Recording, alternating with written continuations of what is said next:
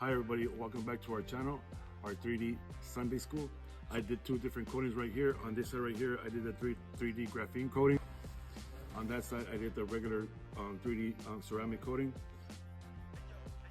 They're both 3 years. They'll last a lot longer. It all depends on the soap that you use and how you wash it and who maintains it for you. The scratches will come back depending on how you wipe it, dry it, and stuff like that. But for the meanwhile,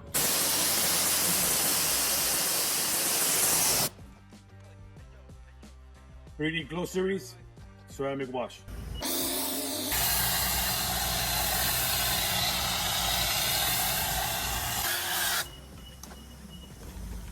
So this right here is 3D ceramic 935, and this right here is 3D ceramic graphene infused 940. So now that I foamed it up with 3D Glow Series ceramic wash, SL2 ceramic wash, now I'm gonna rinse it.